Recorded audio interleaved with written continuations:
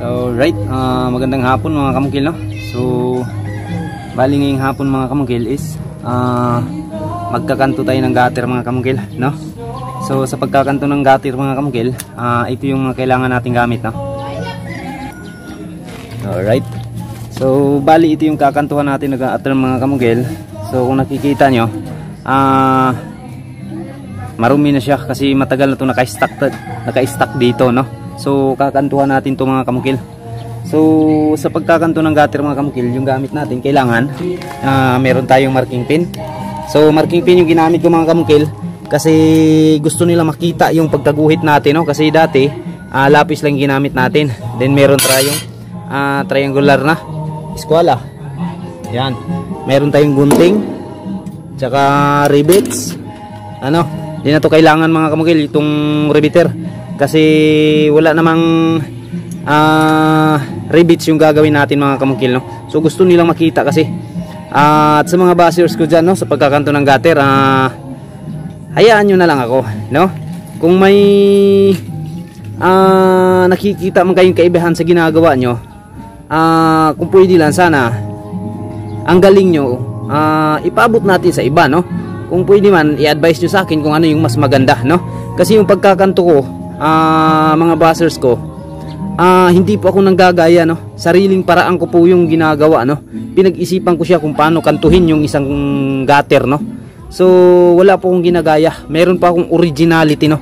Alam ko po kayo, gumagaling kayo dahil may mga ginagaya kayo, kaya nga nanonood kayo sa mga video ko kasi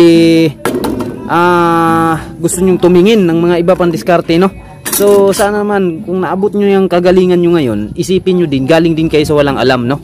So kung nakikita nyo yung tao na medyo gustong matuto pa sa mga diskarte kung paano gawin yung isang trabaho, kung ikaw nanonood, nakakaalam ka sa magandang paraan, ibigay mo, payuhan mo. Wag na hihilain mo pababa yung tao hanggang sa bumitaw, no? Sa mga gusto niyang maabot sa buhay. Yan kasi mahirap sa ating mga Pilipino. Habang gumagaling tayo, hindi lahat, pero mayroong mga taong ganyan. Habang gumagaling tayo, mahilig tayong manghila ng tao pababa, no? Hindi natin tutulungan na aangat yung kakayahan niya, no? So itong ipapakita ko sa inyo mga kamungkil, sariling diskarte ko to. Wala akong ginagaya dito, pinag-isipan ko to. At gusto kong sabihin sa lahat, hindi po ako latero, no? Pero ginagawa ko yung kaya ko hanggat sa makakaya ko, no? So right, umpisahan na natin mga kamungkil. So shout out sa lahat ng mga bashers, no? Lahat po ng ito ay wala pong rivet na gagawin natin. So yung may rivets lang dito mga kamungkil, yung paglagay lang natin ng belt brace, no? Pero ito dito, papakita ko sa inyo yung walang rivet, no? Walang rivet kahit isa na makikita nyo. Kung dati gumagamit ako ng rivet sa ilalim, ito wala, no? So titingnan natin mga kamungkil, no?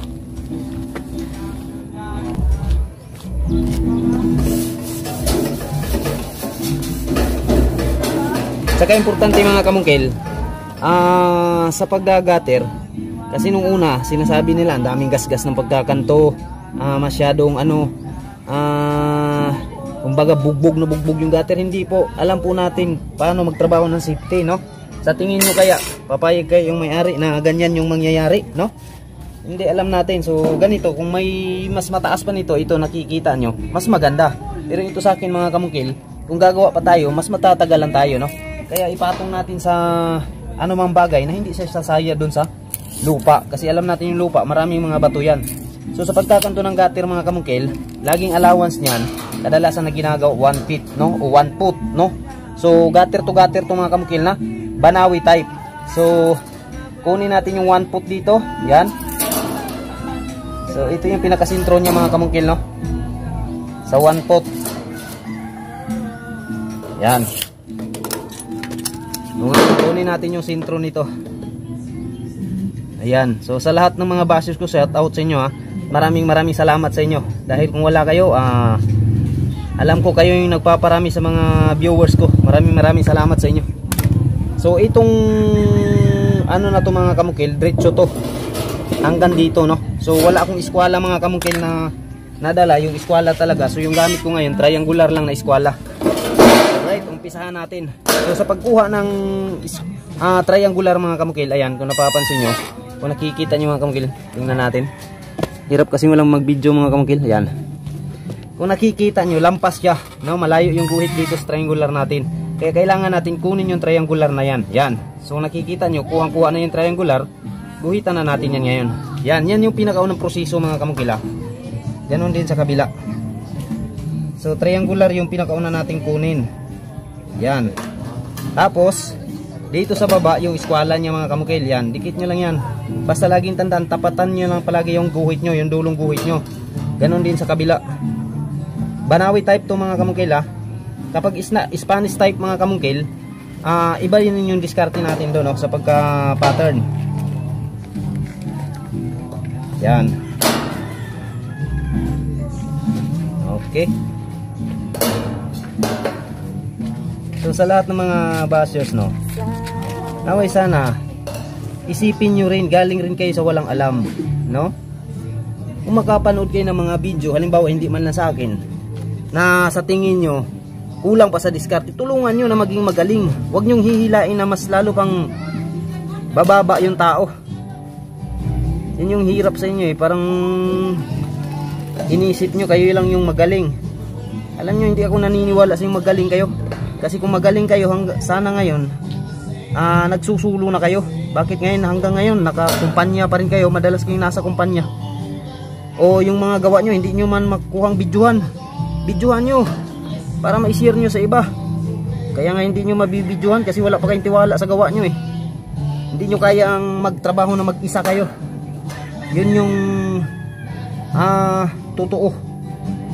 Ako mga kamukil, lahat ng mga project ko, hindi ko sa pinagmayabang, pero talagang sulong-sulo ko ang trabaho ko. Yun yung kaibahan sa atin, no? Sa mga bashers ko dyan. Yan. Pero no hard feelings sa lahat ng mga bashers.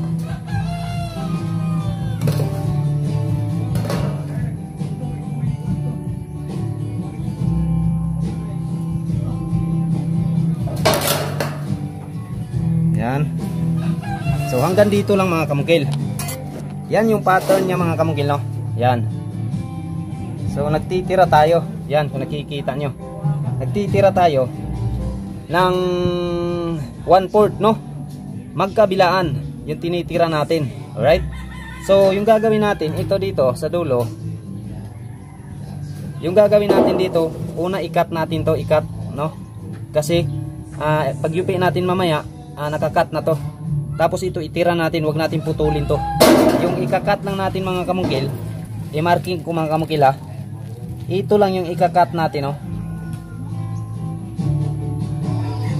Yan. Ito yung unahin nyo sa pagkat. Okay. Ito ititira nyo. Itong naka-allowance natin.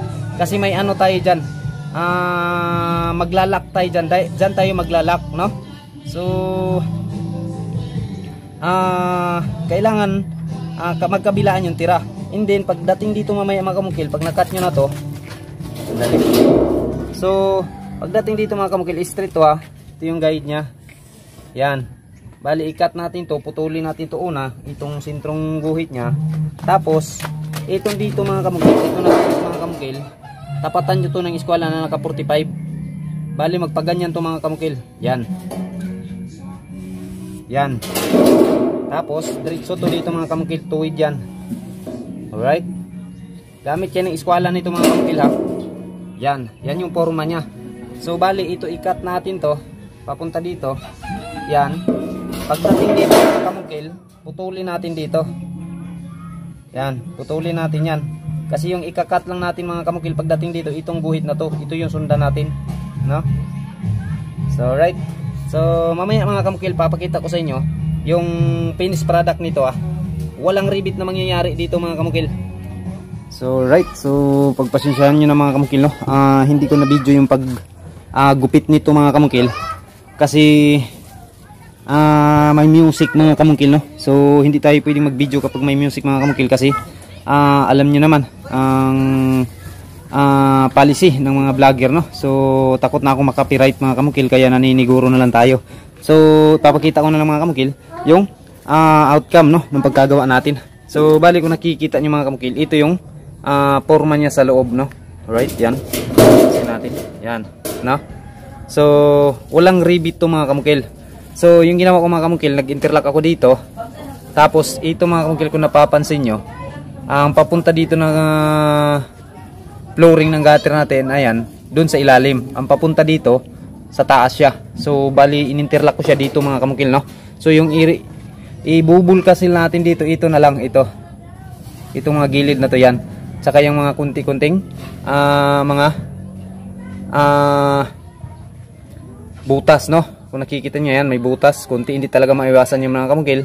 So yun na lang yung ibubulkasil natin, no? So bali dito mga kamukil, kung titingin kay sa iba kasi mga kamukil, kailangan gagamit ng eskwala, kunin yung eskwalado nito. Pwede, tama naman yun mga kamukil. Pero sa akin mga kamukil, yung pala tandaan ko, ito, kapag nagkatugma na to, itong kanto na to at saka itong ginupit natin kanina sa dulo, eskwalado na yan, no?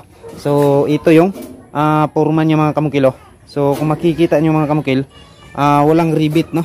Yan, papunta dito, walang rivet, no, na nangyayari. So yan yung pagka-yari natin, no? So basta sundan nyo lang mga kamukil yung sinabi ko kanina na pattern, no, kung saan alin yung igugupit doon. Pero hayaan nyo mga kamukil, may isa na ng project, buong bahay yun, kaya video din tayo ng maayos nito, no, kung paano ba talaga trabahuin tong gutter, no. So yung gutter na tratrabahuin natin dun mga kamukil, hindi siya Banawi type, hindi siya box type, no. So Spanish type yung tratrabahuin natin, no. Bali si Canflair din yun, yung susunod natin project, no.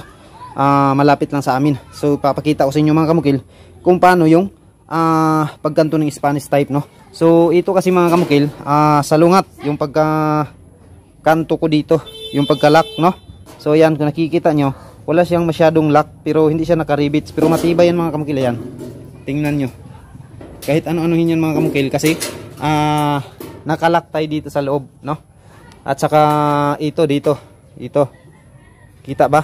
Yan, naka-lock tayo dito. Ito may lock papunta doon, at saka ito lock papunta dito, no. So bali dalawang lock lang yung ginawa ko dito mga kamukil, no, sa paggatir na to. So yan yung diskarte ko mga kamukil, no, sa paggatir, no. So ngayon mga kamukil, tuturo ko rin sa inyo kung paano maggawa ng butas ng downspout natin, no. Right.